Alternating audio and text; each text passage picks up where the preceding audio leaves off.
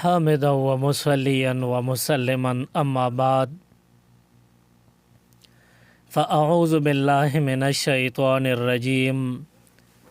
بسم الله الرحمن الرحيم خلق الموت والحياة ليبلوكم أيكم أحسن عملا صدق الله العظيم. قابل قدر قابل احترام مشرانو کشرانو او همزول رونو او د خپلو کورونو په چار دیوارو د ننه ناستو پرد نشینو خویندو میندو کم آیت کریمه ستاسو وړاندې ما تلاوت کو پدې کې الله رب العالمین د انسان د مرګ او د ژوند فلسفه بیان کړې ده. اللہ تبارک و تعالی فرمائی خلق الموت والحیات لیبلوکم ایکم احسن عملا. مرگ او ژوند اللہ تعالی دے د پاره پیدا کړی دی چې ستاسو آزمائش وکړي چې تاسو کې څوک ښکلی عمل والا دی. نو دې ځای نه پته لګیږي چې انسان او د مرگ او د ژوند د فلسفه او سلسله دا د انسان آزمائش دی. د عمل ته پکې کتل کېږي چې د ښکلی عمل کوي او که بدرنګ عمل کوي. د قیامت په ورځ باندې دا عملونه تلل کېږي. نو که د چا عملونه وزندار وي د هغوی بیا آخرت کې نجات دی او که د چا عملونه وزندار نه دي او خراب اعمال یې زیات وي نو بیا د دوی انجام خراب وي. نو په دنیا کې مونږ او تاسو اوسیږو. د مرګ راتلو نه مخکې د مرګ د پاره سوچ او فکر بکو چې مونږ به مرو. نو د مرګ د پاره به مونږه تیارې کو. یو حدیث مبارک کې راغلی دی نبی کریم صلی الله علیه وسلم فرمائی القبر روضۃ من ریاض الجنہ. قبر د جنت د باغچونه یو باغچه ده. وحفرة من حفر النار او د دوزخ د کندونه یو کنده ده. نو د دین معلومه شوه چې بنده وفات شي او خاورې په باندې ووړي نو دا دې څوک نه وي چې بس د ده قصه تمام شوه. د ده دپاره دا قبر د خاورو یوه ډیرې یا د خاورو کنده نه ده. دا د خاورو کور مګڼه بلکې که دې نیک عملی نو د ده دپاره د جنت باغچه ده او الله دې نه کې بد عملو نو بیا د ده دپاره د جهنم کنده ده.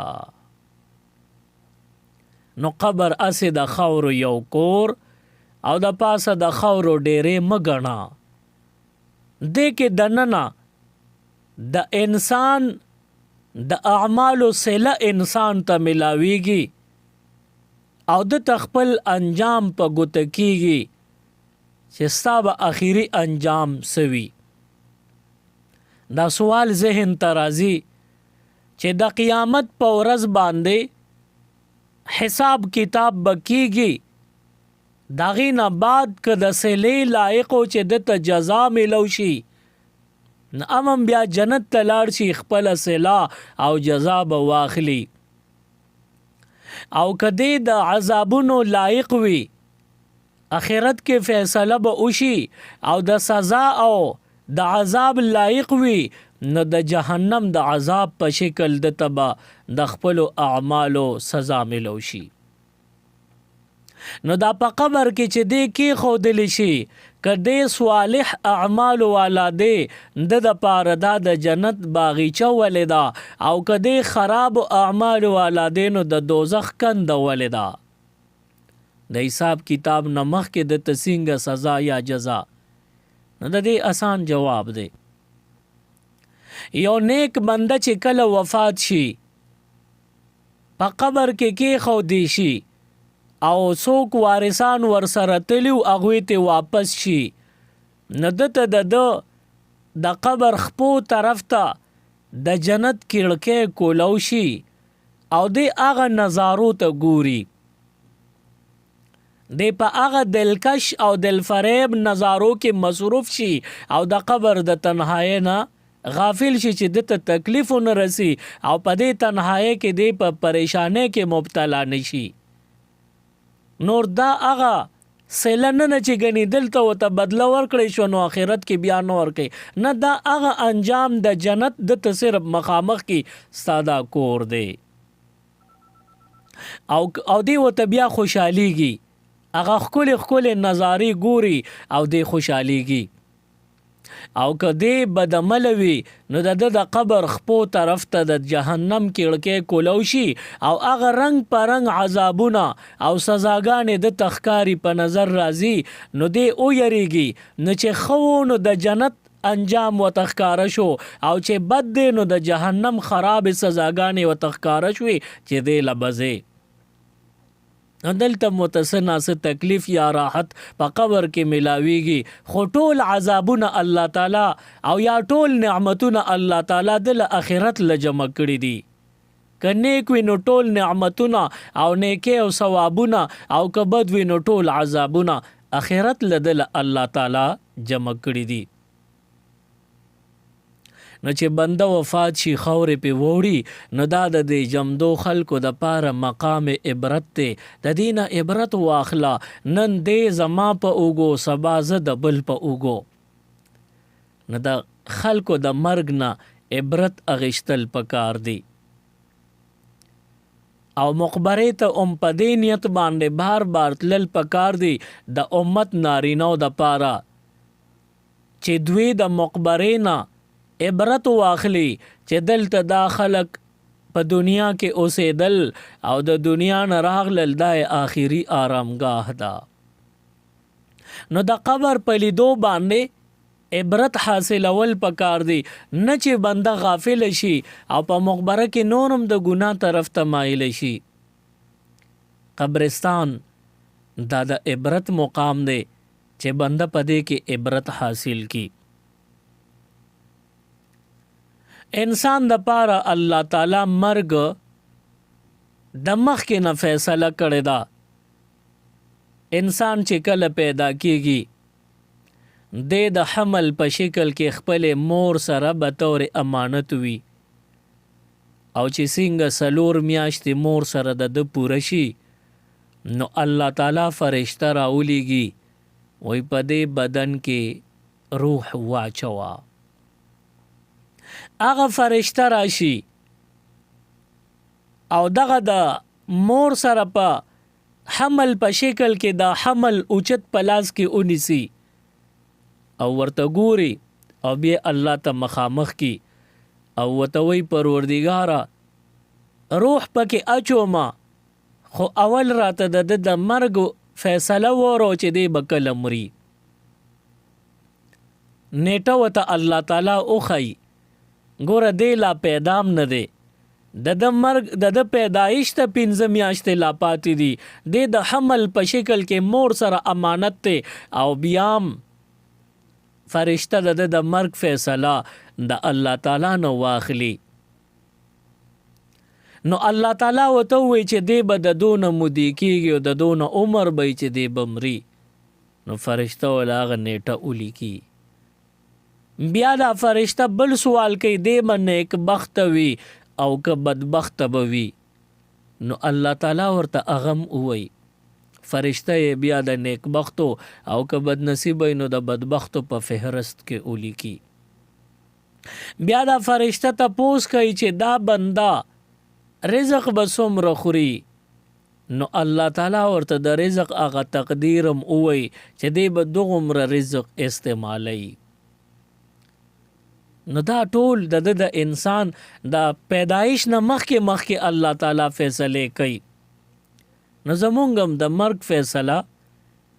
زمونږ بدن ته روح راتلو نه مخکې شوې ده. د دنیا رنگ په رنگ قومونه دي، رنگ په رنگ سوچونه او فکرونه دي. چا د پیغمبر نه انکار کړي، چا د قبر نه انکار کړي، چا د جهنم یا د جنت نه انکار کړي،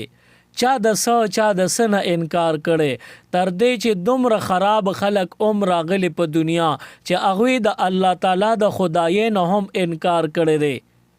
د مختلفو سیزونو نه انکار شوی دی. خو دا مرګ داسې یو حقیقت دی، د دې نه یو مذهب والا هم انکار نشي کولی. او په دنیا کې مختلف تجربې شوي دي او کیږي. د مختلفو مرضونو علاجونه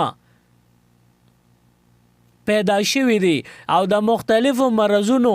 علاجونو لپاره تجربې شوي دي. خو دا مرګ یو داسې حقیقت دی چې دنیا د دې علاج نه عاجزه ده، د دې علاج هیڅ چا سره نشته. که هر څوک وي په هر ځای کې وفات شي نو بس دا د ټایم پوره شوی دی او دا ایکسپایر شو. نو زمونږ او ستاسو مخې له را روانه ده یقیني خبره ده او دا حقیقت دی. مرګ له مونږ هم ورلنډېږو، نزدیکېږو، همونږ ته مرګ را لنډېږي، نزدیکېږي. نو د قبر د پاره قبر ته د ورتلو نه مخکې څه سوچ او فکر پکار دی. الله تعالی د دنیا دا نظام فرشتو ته حواله کړی دی. مثلا د قیامت د راتلو شپېلې وخل دی اسرافیل علیہ السلام ته حواله شوي دي. داسې پیغمبرانو سره ملاقات او احکامات اوړل روړل جبرائیل علیہ السلام ته حواله شوي دي. خو د انسانی مرګ دا فیصله الله تعالی دا نظام اسرائیل علیہ السلام ته حواله کړی دی. مونږ او تاسو لمرګي راځي نو زمونږ د پاره خصوصي طور اسرائیل علیہ السلام راشي، مونږ سره ملاقات کیږي او زمونږ نه روح قبض کوي. نو که مونږ نیکان یو نو دغه اسرائیل علیہ السلام مونږ ته په ښکلي شکل کې راشي، او چې څوک بدنصیب او بدبخت وي ښکلې وخې نه تیر کړي نو اسرائیل علیہ السلام د لپا بدل شکل کې راشي، دیته نور هم او یریږي. بیا د مرګ دا ډیوټي اسرائیل علیہ السلام ته ولې حواله شوې ده؟ نو حدیث مبارک کې راغلی دی وای اسرائیل علیہ السلام دا یو داسې فرشته ده چې په دې کې بالکل رحم نشته، د هیڅ چا سره په اس خبره باندې نرمه د سره نه کوي. اسرائیل علیہ السلام په زړه سخته فرشته ده. وی الله تعالی چې کله انسان حضرت آدم علیہ السلام پیدا کو نو جبرائیل علیہ السلام ته الله تعالی حکم وکوي د ځمکې نه خاوره روچته کا، زت انسان حضرت آدم علیہ السلام جوړوم. نو جبرائیل علیہ السلام راغلی دی او د ځمکې نه خاوره روچتول غواړي چې د آدم علیہ السلام د بدن جوړولو د پاره خوره خټه شي، تیار شي. نو دغه خوره جبرائیل علیہ السلام ته جړلې دي. پروردگار په ذات ته ستا قسم وي مونږ د یو بل نه جدا کوما، د ځمکې جړلې دي او قسم جبرائیل علیہ السلام لا ورکړې دی ستا د پاک پروردگار قسمی مونږ یو بل نه جدا کوما. خوره د خوره پورې خفکیږي په جدای باندې جاړي. جبرائیل علیہ السلام دربار خداوندی کې پیش شوه دی، خالی لاسونه راغله دی. الله تعالی تپوس کې جبرائیل ته خو ما خوره پس لګلې تو ولې خالی لاسونه رااله؟ دا الله تعالی ته علم شته خو مونږ او تاسو ته خی. وی جبرائیل علیہ السلام وته فرمایي چې پروردگارا خوره ته مې لاس کاو نغه خوره قسم را کو وی جړل چې د یو بل نه مونږ جدا کوما. نو بس ما ستا د نوم د قسم خاطر کړی دی ځکه خالی لاسونه راغلی ما. بیا وی چې حضرت میکائیل علیه السلام ته لاړه شه او د ځمکې نه خاوره جدا که آدم علیه السلام بدن مبارک جوړوم. میکائیل علیه السلام راغلی دی خاورې نه چې خاوره جدا کوي او موټې را ډکوي نه خاورې ورته جړلې دي او همغسې قسم بیا میکائیل علیه السلام لم ورکړی دی. میکائیل علیه السلام هم دربار خداوندي کې خالی لاسونه پیچي شوی ده. وی ولې؟ وی ځمکې قسم راکړه د هغې قسم خاطر مې کړې ځکه مې چونګ را ډک نه که. بیا داسې اسرافیل علیه السلام هم خالی لاسونه تللی دی. آخر کې اسرائیل علیه السلام په 4 نمبر الله تعالی راولېږوي د آدم علیه السلام بدن مبارک د پاره د خاورې ضرورت ته خاوره را جدا کو راوړه.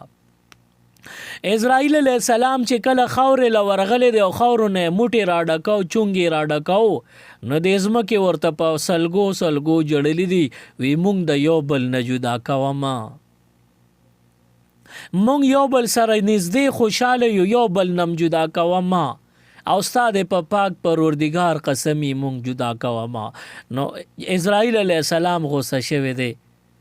ځمکې له خبره خلاصه کړې ده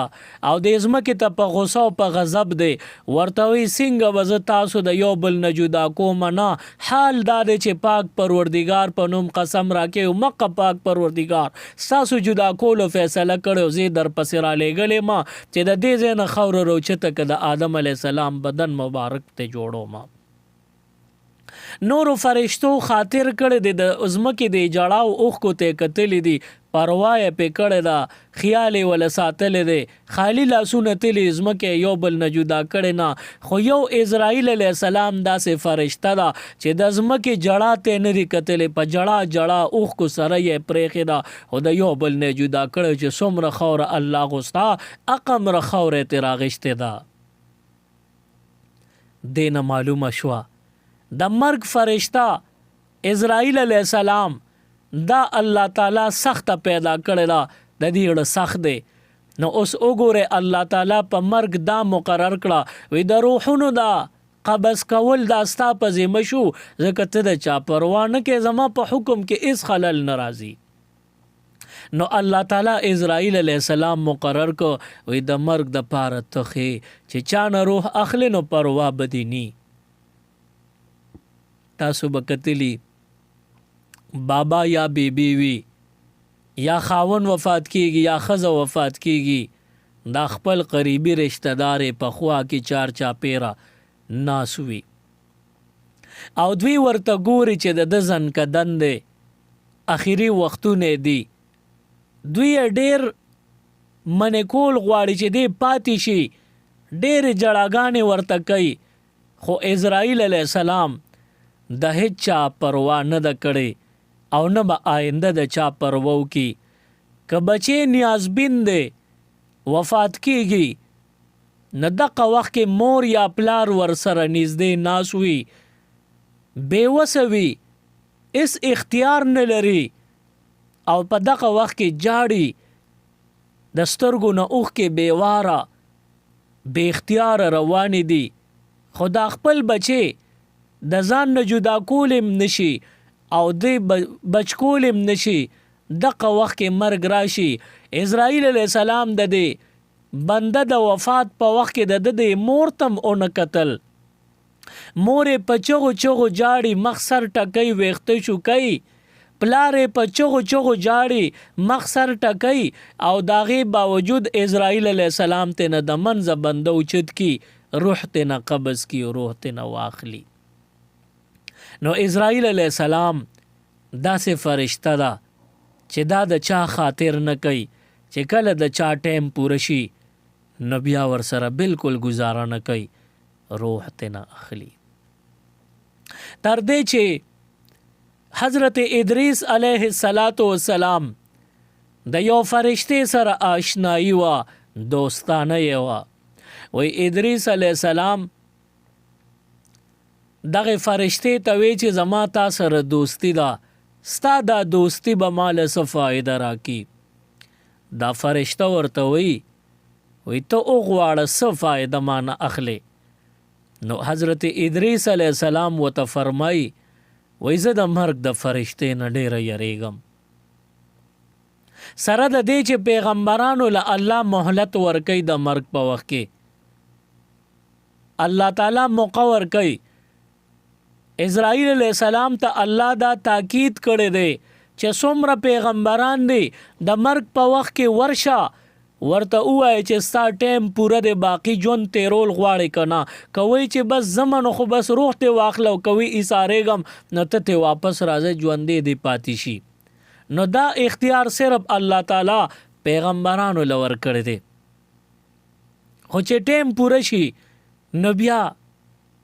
حضرت ادریس علیه السلام دغه فرشتې ته ویلی دی وی زه د مرګ د فرشتې نه یریږم چې ما له مرګ راځي نو هغه وخت کې پکار چې ما سره گنجایش وکي، څه ناڅه رعایت را سره وکي او نرمي را سره وکي. نو دغه فرشته ورته وی چې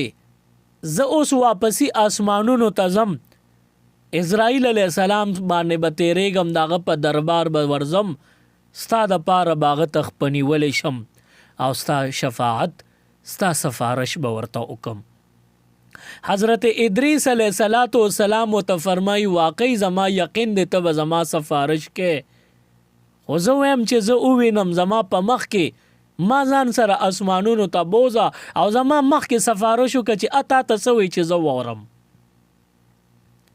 ادریس علیه السلام د دې فرشتې سره دوستی وه، نو د فرشتې هم خفګان له نه ورکو، ورته وی ښځه زما د وزرو کې ځان کلک کا او ځان پټ کا.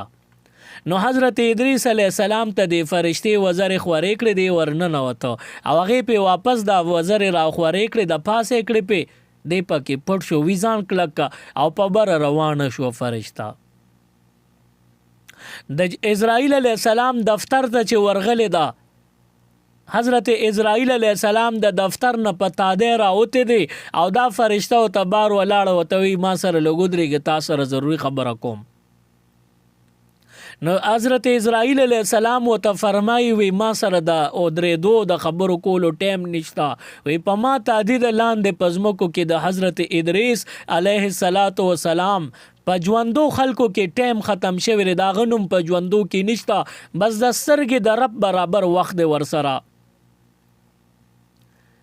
نو دا فرشته ورته وی چې ادریس علیه السلام په سفارش کې خو زه تاله راغلی ما او هغه خو دارې زما په وزرو کې دی. نو اسرائیل علیه السلام ورته فرمایي وی ما ته یقین دی چې وی دومره کم وخت ورته پاتې و چې زه پکې هغه پورې رسېدی نه شم، خو یې وګوره چې ټیم یې پوره شو اسمانونو ته را ورسېده او ما له الله اسمانونو ته را ورسو. نو دا بله فرشته ورته وی صبر وکړه لاتې نه روح اخله ما ګزاره ورسره وکړه او زه واپس ځمکو ته کوزوم نو هلته به تې ساه واخلې. نو اسرائیل علیه السلام ورته دونه ټیم ما سره نشته او د سره دونه ټیم باقي بچ پاتې شوی نه دی چې دی به ځمکو ته لاړ شي او زه به ورپسې لاړ شم او هلته نه به ترې روح قبض کوم، دونه ټیم نشته. او د اسمانونو کې د هغې فرشتې په وزرو کې یې تینا روح واغېسته او وفات شو. دې نه معلومه شوه چې موږ له د مرګ نیټه دا نه مخکې کیږي او نه رستو کیږي، چې په کوم ځای کې زموږ مرګې لیکلې شوی دی نو په هغه ځای کې به موږ له خامخا مرګ راځي. نو د مرګ د راتلو نه مخکې ځان له انداز خوښ کا چې په کوم انداز د مرګ خوښ دی. ته به وایې چې څنګه، نو د ډیرو خلکو مرګ په باتروم کې وشي، د بعضې خلکو مرګ په ډیران کې وشي، د بعضې خلکو مرګ دا په غلا کې وشي، د ګناهونو ډک مرګ وي، او د بعضې نیکانو خلکو مرګ په جومات کې وشي، د بعضې نیکانو خلکو مرګ په سجده کې وشي. نو بس ځان له دغه انداز خوښ کا چې ته په کوم انداز الله له تلل غواړې او ته په کوم شکل و صورت الله ته ودرېدل غواړې. نو دا خو زمونږ نه ده خوښه چې مونږ د الله ته په داسې حال ودرېږو چې مونږ په ګناه کې رخصت شوي یو یا په بد شکلی کې او د سنتو خلاف شکل باندې الله ته پیش یو، دا خو زمونږ نه ده خوښه. زمون خو خوخه د چې مرګ خامخا راځي او خلاصې ته نه نشته، نو په داسې طریقو په داسې ډول دی راشي چې الله زمونږ ناراضي وي او مونږ د الله ناراضي یو. پکار دی چې دې دپاره مونږ سوچ او فکر وکړو او دې دپاره مونږ تیاری وکړو. بیا په مرګونو کې هغه مرګ ډیر زیات ښه دی چې انسان په اودس چاردام کې وي، دې پاکیزه وي. دغه مرګ د عام مرګونو نه غوره دی، افضل دی. غالباً حضرت انس رضی الله تعالی عنہ راوی دی روایت کئی، وی حضور علیہ الصلوۃ والسلام فرمائی چې کوم بنده هر وخت په اودس چاردام کې اوسیږي، هغه بنده له کلم مرګ راغې نو دی به د شهیدانو په صف کې ولاړ وي، د قیامت پر ورځ به شهیدانو سره دیم ولاړ وي. نو دا یو عادت ځان له جوړ کې چې هر وخت په اودس چاردام کې پاکیزه اوسېږه. زما په خپل هم دا عادت دی، هر ټیم زما اودس چاردام وي، بس بنده چې اوده شي تر ساره پورې دغه خوب نه بس اوده کېږم زه په خپلم په اودس چاردام کې پاکیزه. نو دغه شان تاسو هم خپل عادت د اودس چاردام جوړ کې، نو کلم چې مرګ راغې پاک بمرې او بیا به الله ته خوښې چې تمرې. نو دا اودس چاردام دا یو بهترین طریقه ده، الله ته به ډیر خوښ، ډیر نیازبین او ډیر محبوب یې. وی حضرت بلال رضی اللہ تعالی عنہ نا پیغمبر علیہ السلام تپوسو کوي بلالا بیگا پشپا کې زتلیم اسمانونو ته او اسمانونو لپس بیا جنتونو ته او په جنتونو کې زمانه مخکې ستا د پڼو چغار راتلل، ستا د قدمونو کشار راتلل. بلال دا ستاس عمل دی. نوی حضرت بلال رضی اللہ تعالی عنہ وته فرمای دا الله محبوبه زه چې کله اودس مات کم داغې نه پس خامخا په اوبو ځان صفا کوم او داغې نه پس چاردام هم کوم. حضور علیہ الصلوۃ والسلام او فرمایل عمده هغه عمل او هغه طور طریقه ده چې د دې په برکت بیگا پشپه کې ما په جنتونو کې چې کم سفر کړی دی پاغې کې ستا د قدمونو کشار زمانه مخکې کېدل لکه چې ته زمانه مخکې په جنت کې روان وې. نو د دې نه معلومه شوه چې اودس چاردام کې اوسېږي الله تعالی خوشنودي او رضامندي به تا ته حاصل شي او بیا الله تعالی ته ته به نږدې شي. نو که مرګ راغې او قبر ته ورسېدې نو بیا به الله تعالی ته خوښې. نو پکار مونږ تاسو له دا دي چې مونږ قبر ته ورتلو نه مخکې د قبر تیاری وکړو، ځکه مرګ را روان دی، سخت هم دی او یقیني هم دی. نو د دې دپاره څه نه څه فکر پکار دی. بیا چې څوک بنده وفات کېږي نو په جمدو باندې د هغوی حق دی چې دا بنده وفات کېږي نو ډېر خلک وله راشي او ورته وایي چې کلمه ووایه او دا ووایه او هغه ووایه. هغه خوار په ځان دی، په خپل غم کې مبتلا دی، هغه د دنیا د حاله نه دی خبر. بعضی خلکی هغې د زنکدن والا بنده خواله راشي او چغې ورته ووي ما وبخه ما معاف کا، نو دا خبرې خوشي او غلطې دي، دا ورته مه وایه. د هغه زنکدن خرابېږي، هغه دې وخت کې تا په نظر نه ویني، ستا خبرې په غوږو نه اوري، دې وخت کې هغه ته فرشتې ښکاره شوي دي او فرشتې چې څه خبرې کوي دی د هغه خبرې اوري، ستا په خبرو د هغه پروا هم نشته او نه تا نه خبر دی. اکثر خلک چې د چا زنکدنی نو ورته وی کلمه وایي چې لا اله الا الله لا اله، نو هغه نه وایي، هغه ستا خبرو ته څه خیال دی د دې په وجه هغه خبر نه دی. نو چې ته ورته بار وایې که اوس درته ووایي چې نه وایم نام شیطان سره لګی چې د کفر کلمه وایا او دی به ورته وایي چې زه کلک مسلمان یم نه یم او ته به وایې چې ما ورته د کلمې وي هغه راته ووایي چې نه یم تا ته یې نه دي ویلې شیطان ته ویلې ته به وایې چې کافر د دنیا لاړ نو د زنکدن په وخت کې چاله زنکدن مه خرابوه البته دومره شته چې ته وایې چې دی کلمه ووایي دغه وخت کې ورسره په زوره په خپله کلمه وایا درود شریف وای استغفار وای لا اله الا الله وایا نو د زنکدن دی دغه وخت کې شیطان راغلی و ستا د دې مبارکو الفاظو د برکته شیطان د داسې مجلس نه وتښتېده نه چې دی د شیطان نه خالی شو نو ستا خبرو ته پام راوګرځي کیدای شي د الفاظ د پسې ووایي که ویې ډېره ښه ده که ویې نه وي نو کم از کم اورېدلي دي او حدیث مبارک کې بلې طریقه هم راغلی چې د چا زنکدن وي نو داغه په خوا کې کینې سورت یاسین ووایې داسې انداز سره چې خپل اواز تم ووري او د مړي سره دا چې زنکدن یې د سره نږدې کینه چې دی یې ووري نو بیا چې ته دا تلاوت کې نو په تام رحمتونه نازلېږي دا د چا چې آخري وختونه دی او زنکدن دی په دم رحمتونه نازلېږي او که تاسو کتلی بعضې بندوي هغه چې وفات کیږي نو دی دا مخ کله یو خوا اړی کله بل خوا اړی نو دا دی تا پسې او ما پسې نه ګوري دا د باندې د مرګ سخته ده د بدن نه روح اوزي او دی خو چرته تختیدي نشي او خولې بنده د نو حال ویلی نشي د بدن نه روح روان دی نو د باندې کم درد او کم تکلیف دی د هغې د لاسه دې زبیرګي کوي نو مخ اخواړی کله اخواړی او په روایاتو کې راغلی کله چې بدعمله بندوي نو دله فرشتې په داسې شکل کې راشي چې هیبت زده شکل وي دله زړه خورئ دی یری نو په داسې شکل کې راشي نو دی چې یو طرف ته ورته دا فرشتې را مخامخ شي نو دی ته نه بل خوا مخ واړئ نو هغوی ورته بل طرف ته را مخامخ شي دی ته بیا دی بل خوا مخ را واړئ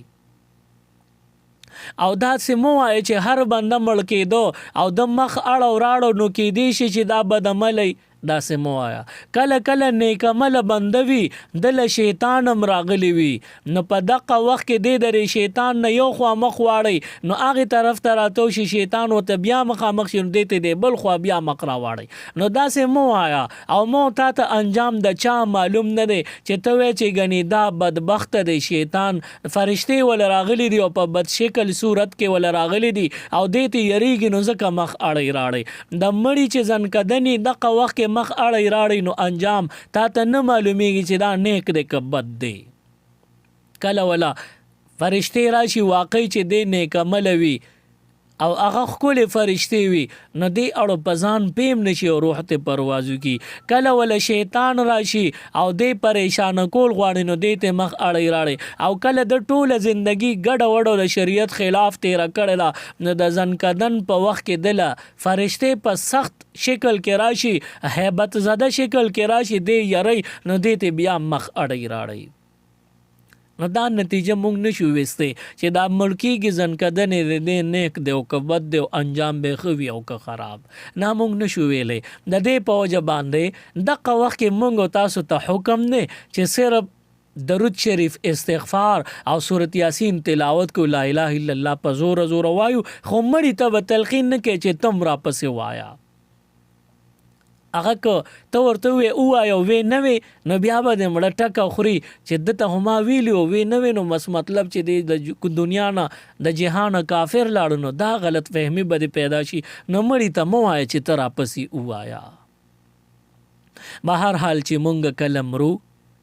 نو پکار دا دی چې داسې یو انداز ځان له خوښ کو چې پاکیزه یو او الله ته خوښ او پاک لاړ شو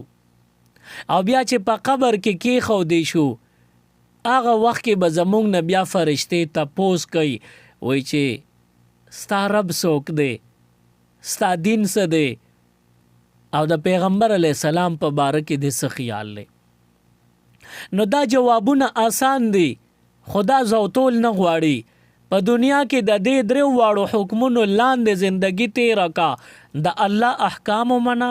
د شریعت مطابق زندگی تیر کا او د پیغمبر علی السلام په سنت طریقو عملو کا. نو اوس چې ته قبر کې خو د چې فرشتي در نه تپوس کوي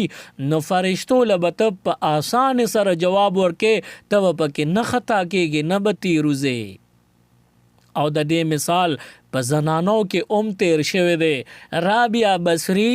رحمت الله علیها د امت یو پاک بیبی وا او د حضور علیه الصلاۃ والسلام په دور کې د حضور علیه السلام د وفات نه رستو تیر شوی دا. صحابه کرامو سره وخت تیر شوی ملاقاتم شوی دی. رابعه بصریه رحمت الله علیها چې کله وفات شو په قبر کې خودل شو نیک بیبی وا چا په خوب کې ولیدا چاته تپوس کوي په قبر کې څنګه چلو وې دی وتوي چې فرشتي را لراغللې او رانه تپوسو کې چې رب دې سوک دی ما وتوي چې سید استاسو د خبره جواب کومه خو اول معلوم د یو خبره جواب راکې فرشتي یو بل تګوري حیران شوي او وی چې خپل کې لګیاري چې مونږ نه خو چا اوس پورې دا تپوس نه کړي دی را نه دا خبر تپوسو کو زمو قب ورکو. وی رابعه بصری ته وی چې خوای تاسو سوال لې وی رابعه بصری وته فرمای چې تاسو د کم ځای نه رااله وی دا فرشته وته وی چې د اسمان نه رالو وی دې ته تپوس کو چې د اسمان او د ځمکې ترمنځ فاصله څومره ده وی 1500 کال مزل له. رابعه بصری ته نه تپوس کوي چې دا 1500 کال مزلم کو د اسمان نه دل ته راتله دا راته وای چې الله د ته یاد دی او کدنه ایر دی. نو دی فرشتو یو ولته کتل حیران دي وته چې مونږ ټول زندگی د الله په یاد کې تیر کړی دا مونږ په دې 1500 کال کې څنګه الله ایرو مونږ نه الله ایر نه دی.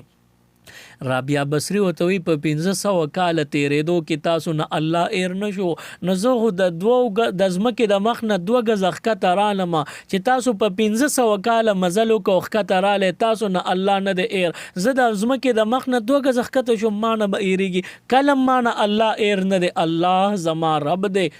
بیا دا فرشته حیران دي وای چې دا انسان پړم به سوال کې مونږه د قشان لا جواب کوي د دینه د نورو سوالونو ضرورت نشته. رابعه بصری چې چا په خوب کې لیدل هغه ته دا قصه کړي د په خوب کې وای نورو سوالونو ته ضرورت نو فرشتو نه تپوسم اونکو.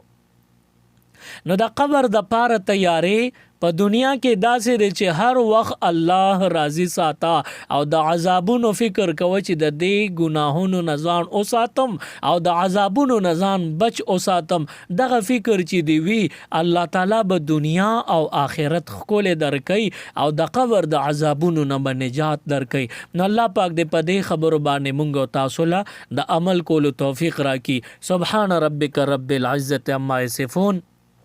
وسلام علی المرسلین والحمد لله رب العالمین. الہ العالمین زمون په حال باندې رحم او کرم وکي. پروردگار زمون گناهونو خطاګانو ته وګوره خپل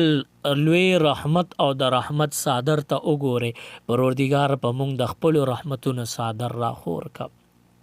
یا الله پاک زمونږ نه ډیر ګناهونه شوي دي او کیږي الله پاک زمونږ خواهش نه دی چې مونږ د ګناو کو خو بس شیطان هم تیر وباسي الله ترانه ناراضه شي نو پروردگار مونږ ستا ناراضتیا نه خوښو. یا الله پاک مونږ تا ناراضه کول نه غواړو مونږ تا راضي کول غواړو. یا الله مونږ سره راضینامه او صلح وکي. پروردگار د شیطان په وجه ته مونږ نه ناراضه کیږي مونږ د شیطان نه امان غواړو. پروردگار ستا په لمن کې ستا په جولې کې او ستا په دربار کې او ستا په درگاه کې خپل ځای غواړو. یا الله د نیکانو خلکو په صف کې داغي په فهرست کې مونږ شامل او شریک کا. یا الله زمونږ د اولاد الاولاد نمونه ستا د دین د خادمانو په فهرستو کې ولیکل کې. یا الله د دنیا او د آخرت خیر او برکت مونږ لرا کې د دنیا او د آخرت د رسوایی او شرمندګۍ نه مونږ ته نجات او امن او امان راکړي. یا الله پاک دې وخت کې دعا د پاره مونږ ته لاسونه پورته کړی دي. یو بادشاہ ته چې کله یو غریب بنده ودرېږي او لاس ورته ونیسي نو بادشاہ خپل شایان شان صدقه کوي او دغه غریب او فقیر سوالګری لسنا سور کوي او بادشاہ که دغه غریب ګداګر خالی لاسونه رخصتې نو بادشاہ ته په ځان بدی ښکاری الله ته خو د بادشاہانو بادشاہ تو شهنشاه پروردگار ته احکم الحاکمین ذات الہ العالمین ته ډیر ښکلی او ډیر لوی رب الله مونږ ګداګر او فقیران یو مونږ ته لاسونه جوړ کړی دي او تا نه سوال کو الله چې صدر نه غواړو زمونږ په پټو زړونو خبردار ذاته مونږ له ټول ارمانونو او خواهشات زمونږ په جولو کې او زمونږ په مرادونو پوره کې زمونږ په لاسونو کې راواچې یا الله پاک دې وخت کې ډېر مشران زنانه زما د موریانو په شان دي او ډېر زما مشران دي الله دا سپینګيري بوي او سپین سره بوډېګانې بیبيګانې بوي الله پاک تا ته به جولې خور کړی وي تا ته به لاسونه خور کړی وي پروردگار د دې سپینو ډکو خاطرو کې او د دې په خاطر باندې زمونږ دعام پوره کې او د چا چې اولادي خدای پاک هر مراد د دغه اولاد نه پوره کې سترګې په یخ کې او د چا چې نه الله پاک موج سمیت زم در نسوال کوم الله پاک په مونږ ټول باندې فضل او کرم وکي یا الله زمون قرضداري خلق وي قرضونه ختم کې چا باندې سنا سم مصیبتونه وي الله مصیبتونه دفع کې او څوک پریشانه ختم کې د دنیا او د آخرت خوشاله زمون مقدر وګرځي پروردگار استا حبیب چې تا نه کم خیر غوسته دي هغه خیر مونږ لرا کې او د کم شر نه پناه غوسته داغې نه مونږ ته پناه راکې ډیرو خلکو ما سره رابطه کړې ده د پروګرام لچراتلم